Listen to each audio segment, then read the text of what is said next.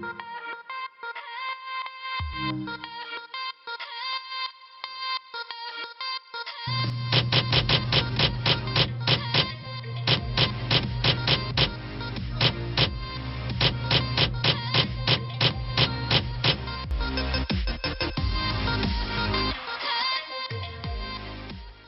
hello everybody, welcome to Minnesota Sports HQ. I'm Ben, and today we're going to be looking at the Twins 2020 season preview, if there is a season.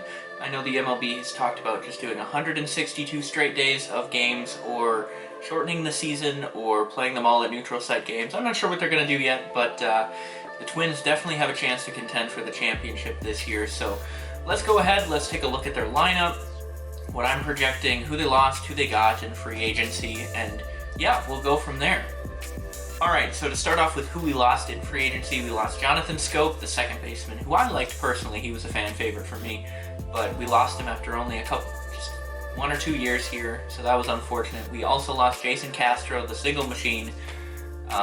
He left. We also lost CJ Cron, the first baseman. We also lost some pitchers too. We lost Hildenberger, Luis Perez, Brusdar Graterol, Kyle Gibson, and of course Sam Dyson, the one and only closer who screwed up every single chance he had with the Twins organization. So that's who we lost. We got a couple pitchers in. We got Kenta Maeda, Rich Hill, and Homer Bailey. We got those pitchers. We also picked up Josh Donaldson for the field.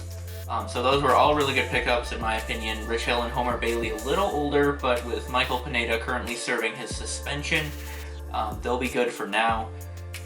So I'm happy with what the Twins did in free agency. Now to look at what the starting lineup is going to look like, we are going to have Mitch Garver, Garv Sauce, as our number one catcher. We're going to have Miguel Sano at first base after moving from third after Josh Donaldson got here. Josh Donaldson is going to be in the hot corner on third. We're going to have Jorge Polanco at shortstop with the rookie sensation last year, Luis Arraez, moving to starting second baseman on a permanent basis. I really love Luis Arraez. He's amazing. Really big fan. In the outfield, we have Max Kepler.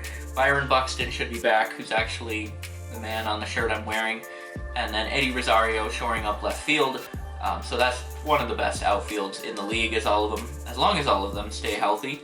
And then, of course, the man, the myth, the legend, Nelson Cruz as our DH. Now to get on to the backups.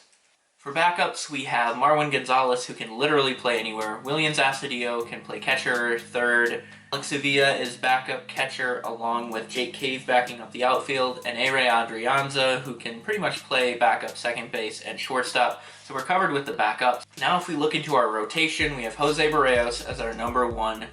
We have Jake Odorizzi as our number two. Really big fan of him. Really happy he stayed despite having bigger offers from other places. We, of course, have Kenta Maeda as our third after our trade with the Dodgers for Brusdar Graterol. So we have Kenta Maeda, who is very good. We have Homer Bailey and Rich Hill forming out the fourth slot. Michael Pineda is on suspension. And Devin Smoser and Randy Dobnak are going to be fighting for that fifth spot, kind of the back end of the rotation type guys. The bullpen is kind of what I'm worried about here. We obviously have a very solid closer in Taylor Rogers. We have a great eighth inning guy in Sergio Romo. We also have May, who can do pretty well, along with Tyler Duffy. And then also kind of those backups, we have Fernando Romero, Cody Stashak, Zach Littell, and Tyler Clippard. They'll do the job, but it's certainly not the strength of our team. The strength of our team is hitting. We broke the home run record last year with 308 home runs, so that was just incredible to watch. So once again, I assume the bats are going to be flying all over the place, and that's really what's going to propel us to the playoffs. So now if we look at what I think of the division, the Twins have to be division favorites.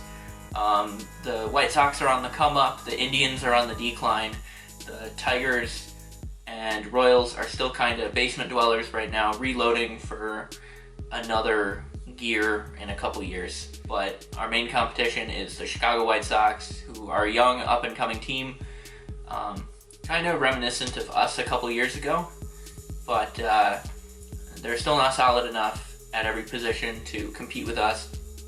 The Indians were good, but they've traded some guys. As long as we can get past their pitching, I'm not worried about the Indians. If they have any major injuries, they should fall off.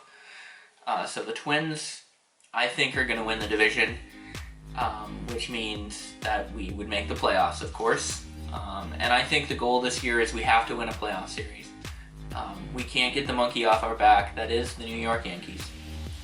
I went to the last playoff game last year, or the one we had, and that was pretty unfortunate to lose that one. But you know, it was a lot of fun being there for the first playoff game in a while, and I think we'll make it back to the playoffs. Hopefully get a home series this time against either the wild card game winner or one of the other division winners. But I really like this team. If the pitching gets a little more solid than it was, I think this team's got a shot. And honestly, I kind of think an 82-game season would kind of favor us, or just a shorter season. I think we do better with that, as we have a lot of older guys on the team that would need to rest towards the end of the season. So that's what I think. I'm kind of hoping for a little bit of a shorter season to maybe give us that shot to keep Nelson Cruz fresh and keep our older pitchers fresh, to maybe have that chance to win our third World Series in franchise history. So I'm really excited about this year, but looking into the future, our minor league outfield is absolutely insane. You know, fringe guy Lamonte Wade has already come up to the big leagues quite a few times, but we have Alex Kirilloff, Brent Rooker, and Trevor Larnach. Those are all minor league guys that probably should be playing in the major leagues if they were somewhere else. But that's just not the case here. We have a great minor league outfield up and coming, but even our regular outfield guys are very young as it is. I mean, Buxton is, none of them are over 30, let's put it that way. And then looking past AAA, some of the guys coming up, we have Royce Lewis, who's only 20 years old, our first round pick a couple years ago. He's a shortstop who hit .331 last year, so he is really solid. He got to play in spring training this year and impress some people, but I think he'll stay down there for a little longer until maybe he becomes like, I don't know, maybe our DH at some point. If we have so many home run hitters that we just look to kind of get a guy on base and then mash. And then we also have Nick Gordon, second baseman, who's hit .300 last year in the minors. He's pretty good too. So those are some names to keep an eye on. But that's what I have for the 2020 season preview for the Minnesota Twins. Let me know in the comments what you guys think our record is going to be. Let's start off with a 162-game schedule. What do you guys think our record is going to be? I don't know if we'll quite win 100 games this year, but we're definitely winning over 95. So, but you know, I'll say we go 162, just to be in the middle of what I think our potential range could be. So I'll say 162.